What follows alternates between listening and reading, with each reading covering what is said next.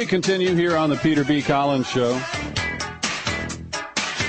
On March 11th, the earthquake and the tsunami that followed did very severe damage to the Fukushima nuclear reactor family or cluster in northeastern Japan.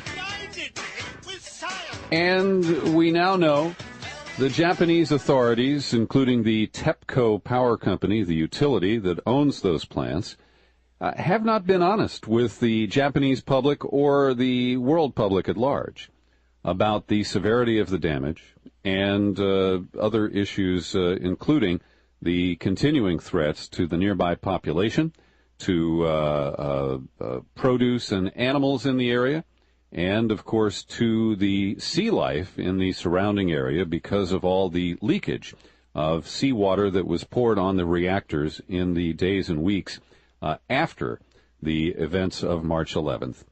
Kevin Camps returns to our program today. He is the radioactive waste watchdog, that's his title, at Beyond Nuclear, and their website is beyondnuclear.org. Kevin, good to talk with you again. Thanks for having me, Peter. I guess where I'd like to start is just with what we now know about the severity of the damage at the cluster of reactors in Fukushima. And the news has come out slowly, but at the end of May, it was essentially confirmed that lies were told, the damage was underreported, and there were meltdowns in 3 of the cores of the reactor cluster there at Fukushima. Well, just as you said, Tokyo Electric Power Company seems to have hidden a lot of information for as long as possible. But yes, indeed, units 1, 2, and 3 could have experienced complete meltdowns, which means that the radioactive core, the nuclear fuel, has turned into a molten liquid and gathered on the bottom of the reactor pressure vessel itself in each of those units, and very likely burned through those reactor pressure vessels. The final line of defense would be the primary containment structure, and apparently the cooling operations that are ongoing are an attempt to try to prevent that final leakage through that final layer of defense, because the secondary containment buildings, if your listeners have seen the photographs, are damaged or entirely destroyed. I mean, the Unit 3 reactor building is a pile of rubble at this point. Yeah. So the final line of defense against large-scale radioactivity releases from those reactors is that primary containment structure, which is a concrete and steel structure. And so they are desperately still trying to cool those melted-down cores, which are now molten pools, from burning through that final layer. The other bad news involves the pools of high-level radioactive waste storage at the multiple units. Those are not contained within a primary containment structure, so if those pools boil dry, if the wastes inside catch on fire, those are direct radioactivity releases into the environment. That, too, is an ongoing risk. They have taken extraordinary measures, failed drops of water by helicopters, ongoing water cannons and fire trucks firing water into these pools to try to keep them filled, because they have yet to establish ongoing cooling mechanisms in these facilities. It's very much ad hoc at this point. Now, Kevin, let's start, first of all, with what they knew and when they knew it.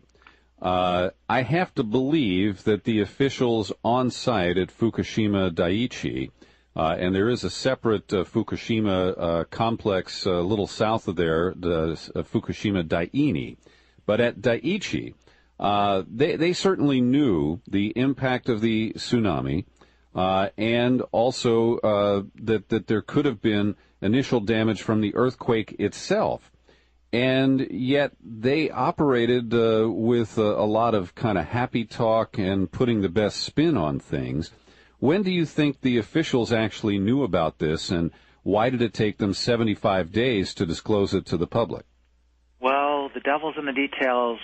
There's a lot of dust left to settle, pardon the pun, but you know, the cover-up is so serious that the Japanese federal government at the highest levels, we're talking the Prime Minister and his immediate spokespeople, are starting to push back on Tokyo Electric Power Company.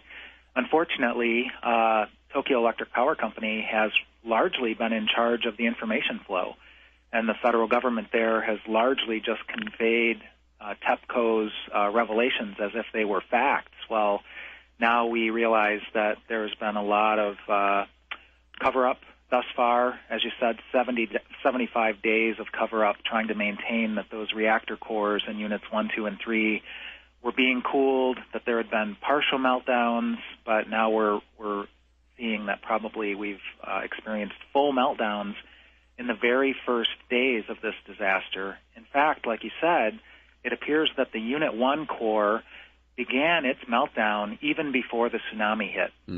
So that was about the 1 hour point of this disaster, and there's indications now that that meltdown was well underway before the tsunami hit. But certainly once the tsunami hit, it took out the emergency diesel generators and plunged Units 2 and 3, as well as those pools, into the crisis state. And so Units 2 and 3 experienced their meltdowns in the first days. And those hydrogen explosions, if your listeners have seen the video, I mean, another unprecedented nature of this catastrophe is the mere fact that on live television, these hydrogen explosions were played in real time. And the hydrogen very likely came from the nuclear fuel rod's cladding interacting with steam, generating hydrogen, which then built up as they desperately tried to vent the overpressurizing reactor containment structures. They vented that hydrogen into the secondary reactor containment building, which then detonated. And in the case of Unit 2, ironically, looks like the reactor building is largely intact, even though there's holes. There are some holes in the walls. Unit 2 is probably the most damaged primary containment structure. There are two primary containment structures that TEPCO and even the Japanese government and even the International Atomic Energy Agency admit are damaged. Unit 2, they say, is severely damaged. And as I mentioned, that's the last line of defense.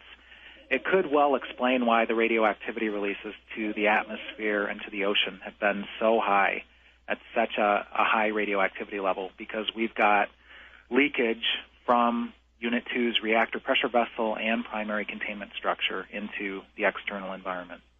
And what about the further complication at Unit 3, Kevin, where they had an enriched fuel with extra plutonium? I guess it's kind of like high-test uranium.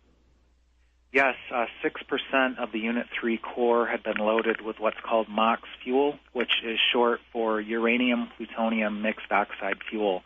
And they were on the way to loading a full 33% of that core with plutonium. Fortunately, I guess you could say, only 6% was plutonium. And I was actually invited to Fukushima Daiichi itself last August as a part of the campaign by the local anti-nuclear movement and the national anti-nuclear movement of Japan to stop the loading of plutonium fuel into Japanese reactors across the country. Unfortunately, it failed just a couple weeks after I visited in August. They actually loaded that 6% plutonium core. It's fair to say that doing that contributed to the overheating of the core at Unit 3 because plutonium burns hotter than uranium. And it also is contributing to radiological releases and the toxicity and the hazard. As you said, plutonium is ultra-hazardous as well. Just a microgram, just a microscopic speck inhaled into the human lung will initiate lung cancer over time. It's almost guaranteed. Kevin Camp's with us, and I'm looking at the beyondnuclear.org website right now.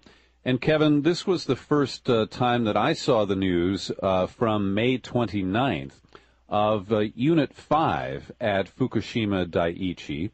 And this, we were told, was a unit that had automatically shut down during the earthquake trauma, or was it shut down beforehand? I'm not clear on that. Actually, Units 4, 5, and 6 were not operating. They were down for inspections and or maintenance at the time, fortunately. Okay. But Units 1, 2, and 3 were operating at full power, and they immediately scrammed within seconds of the earthquake, but it's not good enough. You have to continue to cool the radioactive cores of operating reactors for many days before you reach cold shutdown. So technically speaking, as you indicated, Units 4, 5, and 6 were already in cold shutdown before the disaster struck. But incredibly, they just experienced, perhaps this may go back to March 11th itself, but just yesterday was it revealed that there's an oil slick off of Unit 5. Apparently, these large, heavy oil containers holding 1 million liters each, and there's 2 of them, so 2 million liters of heavy crude oil were moved 30 feet by the earthquake and perhaps even the tsunami. They were being filled as the natural disaster struck, and now there's an admission by TEPCO that there's a 300-meter-long oil slick into the ocean that they're trying to contain with booms. But it's incredible, even at the shutdown reactors, they are experiencing oil spills, fires, and also the threat of the pools for high-level radioactive waste storage at those shutdown reactors overheating. And in fact, Unit 4, this is now up for debate as to what exactly happened, but Unit 4 experienced a large-scale hydrogen explosion, and the mystery is what caused it. At first, it was thought that it was the boiling away of the water in the storage pool for high-level radioactive waste, and then the waste catching on fire, releasing its hazards directly into the atmosphere, including hydrogen gas, which then exploded. Apparently, that theory is now under debate, and another theory that's taking precedence is that Unit 3 and 4 share a venting system, and perhaps hydrogen gas generated by Unit 3, which also suffered a massive explosion, went over into the Unit 4 secondary containment building and blew the place apart for the most part. So, you know, the devil's in the details, a lot of dust to settle. We're yet to even understand the basics of what caused certain of the large-scale explosions.